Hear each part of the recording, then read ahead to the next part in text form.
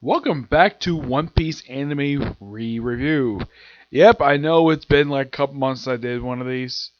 Well, there's a good reason why, because at the time I ran out of dead episodes. Now I have some brand new ones. 14 of them! Yep, 14. Now, in the last one I did 13, though one of them wasn't dubbed, due to the fact that Funimation does not own the license to dub Toriko. Dragon Ball Z, yes, but not Toriko for some reason. Yeah, though, like I've said before, the reason why the dub wasn't finished, and this is according to Todd Hippercorn, because he was on the show, so I figured I'd ask him why was the dub stopped after 50 episodes. He said the reason why is because of low DVD sales. That was a simple reason for it. Yep. Now these ones, it's 14 full episodes. I get kind of the reason why they actually did 14 episodes, because the season itself basically has got like 18 left.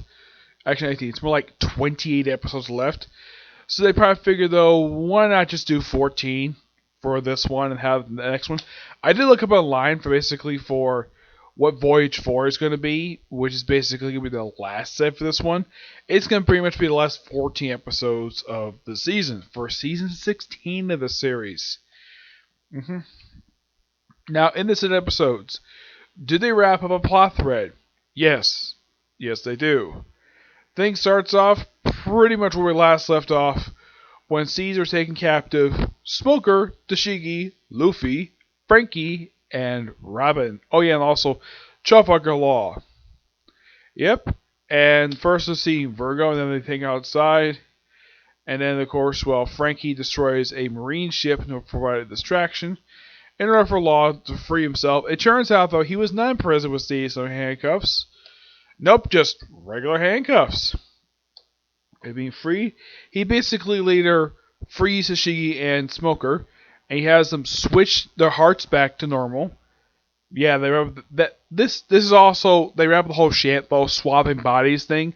Yeah, that plot that was established when Law first showed up, we saw most of the Straw Hats, with the exception of Luffy, Usopp, Zoro, and Brook.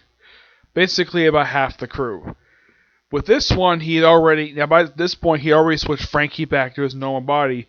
Just Nami was still stuck in Sanji's body. Now, Caesar basically had already gotten away with the children, while Nami in Sanji's body and Usopp, along with Brownbeard, chase him down. Meanwhile, though, Smiley, the giant smog monster, is trying to kill everybody. But, of course, the shelter is being closed. Though they eventually get back up thanks to, everybody get back, pretty much this group is transported back inside. And then Franky, of course, it says, oh yeah, I'm going to go off to the sun to check on it.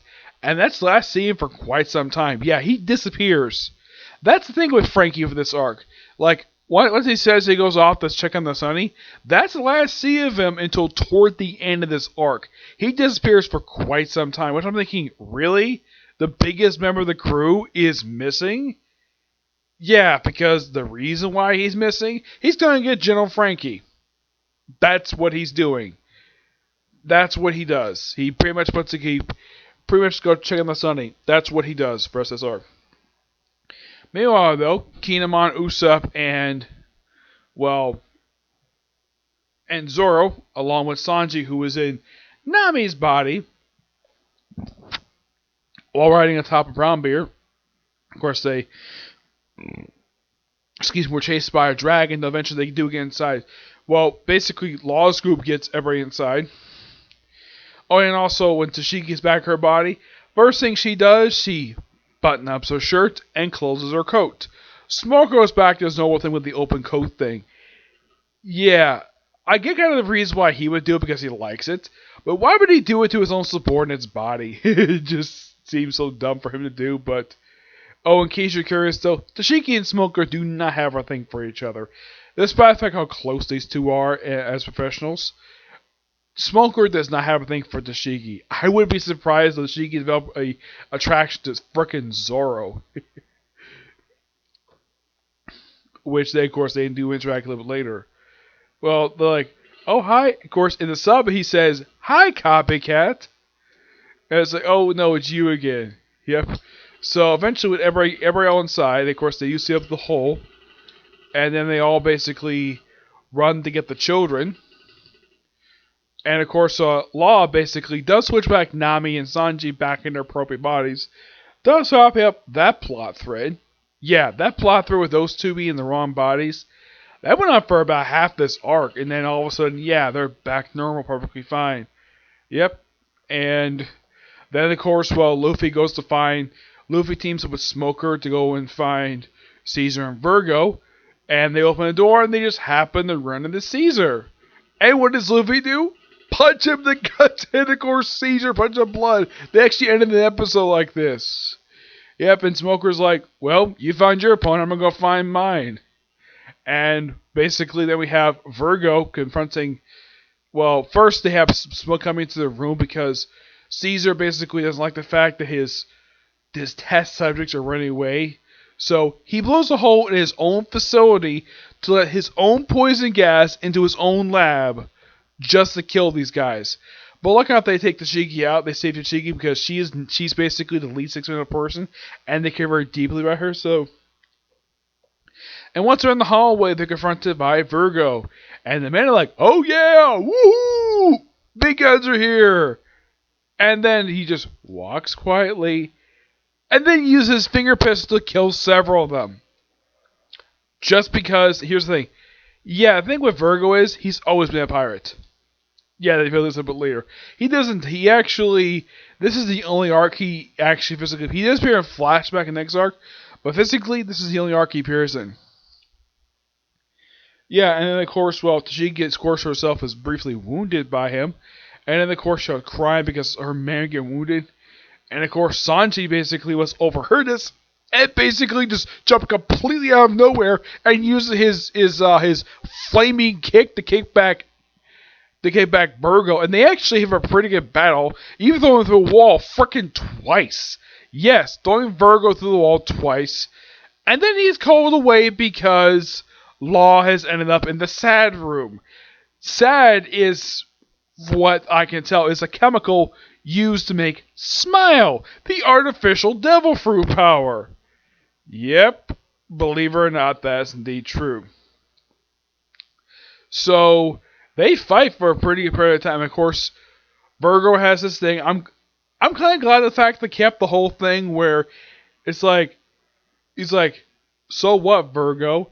And then while Virgo was squeezing Law's heart in the sub, he said, that's Virgo son.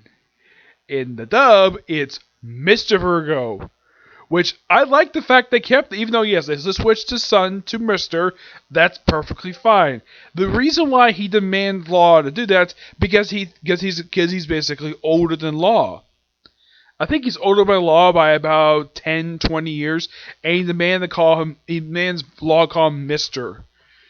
Which he did the same thing in the sub too, so don't worry. That part, I'm glad they kept it in, because that's part of his character.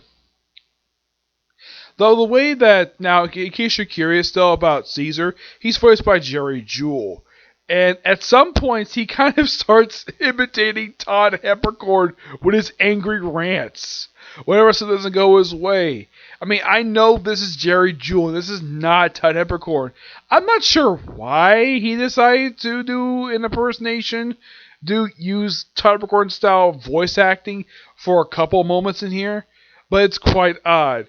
Some people might easily mistake him for Todd Heppercorn just by the way he talks, but no, it's Jerry Jewell, which I've seen what the guy looks like. Looks like, by appearance-wise, looks like could be one of the more older members of the voice cast. Possible. Not the first time he's voiced Caesar Clown. He did voice Caesar Clown in the special episode of Sabwood. No, I've not seen that yet. But that was technically the first time he voiced Caesar Clown, and here he reprises the role for this particular arc. Yeah, but Caesar does play a role in the very next arc of the series, where he disappears halfway through, and he plays a minor role in Zoo Island, and he shows him Whole Cake, and that's it for Caesar Clown. Caesar, of course, after being beat up by Luffy, he does get away, and Luffy ends up finding Monette for several episodes. And then, of course, after going through his zone, he says, Oh, let's embrace. Because she has the powers of snow. Because she's basically a snow woman. Though this is actually from Japanese mythology, if I looked up. Yeah, that part's true. So, away from her, he proceeds to break a hole in the floor. And she's like, okay. It's like she doesn't care. And she flies up to run into, well, basically what Zoro's up to later on. And what's Luffy do? Well, he falls down a hole and runs into a talking dragon. Yes, this is Momoshiki, the character he's been looking for. Well, not he doesn't figure it out just yet, but yeah, this is the kid he's been looking for. This is one of the plot threads basically running through this arc, was basically looking for this kid. And Luffy's one who finds him in his dragon form. And they explain how the heck he got the Dressrosa. He apparently stowed away in a ship and ended up here. Now, the odd thing about Momoshiki is they only show him in silhouette and they see him speaking, but they don't show what the kid looks like. Not just yet. He does show up in his action principle later, but don't worry. He doesn't stay dragon very long. He basically just... Luffy thinks he's food, and of course he basically gets hungry, and he activates his Never power, which not only transforms into dragon, allows him sort of to fly in a way. Basically, climb clouds. Excuse me. Yeah, he turns into a pink Chinese dragon. Yeah, it's artificial power. So, in the case of Nami's group, now with exception of Sanji, of course, they do. Brownbeard basically does his own thing. He disappears for a bit. He does show up a little later. And eventually, Chopper, of course, managed to subdue Mocha. Yeah, this little Graham's name is Mocha. Yeah, believe it or not, my work we sell ice mochas. McDonald's. So he manages to, well, give Mocha a sedative to basically get rid of the withdrawal systems of the drug. And then he explains to Mocha that the candy they give her is actually poison. It's going to kill them in 5 years. Yep, it's going to kill them. So, keep the candy away from the kids. I'm like, okay. Fine. Excuse me. So, they break down a door, and they chase him for a while. Eventually, Namaskuk catches up with them. And then, of course, Mocha runs around the room while the room's covered with snow. The kids get out of the room, though one is stopped by Zoro where they briefly fight. And then, of course, one of the most hilarious scenes happen. And then we have the Sanji and the G5 Marines, which apparently they have no problem taking orders from Sanji. Okay. And they're like, okay, here's the plan. Make the face of Boss Head. Oh my gosh, I thought that was so funny. Yep. And he's like, oh, knock it off. Nami and Rob ran that way. Oh yeah, and of course, also, Kinemon, Brook, and Usopp went to go for season of handcuffs. Yeah, that was a favor that Luffy asked Robin to do. What did he get in return? What she get? Because usually when they ask favors, maybe Luffy is gonna buy her a book or whatever. I'm not really sure. Yeah, that's something though. Basically, we ask people favors. Usually they expect some return, and of course, I think in the case of Robin, she probably expects something in return. I mean, I highly doubt it's Luffy basically just giving her something of himself. I highly doubt it. Because this is something that's not really followed up. Like, he asks her for a favor, and it's like, okay. Maybe Robin will owe him. Maybe he'll owe Robin something. What it is, who knows? So, in case you're curious still, do Kinemon, Brook, and Usopp find the Seesaw handcuffs? No, because that's where they, not in this set of episodes, they do find them later. So, meanwhile, as for the G5 Marines, after they put a big dumb face at Zoro, and of course Sanji for the runoff, and of course then he sees Mona, and it's like, and his nose starts bleeding, and then G5 like, oh, look at this lovely woman, look at this, oh, she's a bird, she's like a harpy, and then they're like, she's good looking. And then she just blushes. And then Zoro's like, you're enjoying this. Which I thought was so hilarious, the fact that all these guys who are basically gawking at a beautiful woman, telling how beautiful she is, and Zoro's like, whatever. And then they mention, oh yeah, we're healing up the kids. And she's like, what's all the snow? And then of course, well, like, oh, you're after children. Oh, by the way, I'm the one who made the snow. And then she's a bite at one of the guys, and of course, well, Zoro tells them all to leave. But look up, Toshiki stays behind to briefly fight her. At one point, she gets bitten by her in the shoulder. The Zoro basically swoops in and slices her in half with Arataki. Excuse me, because I think even he knows that would actually wouldn't exactly kill her per se, but it would exactly revive her.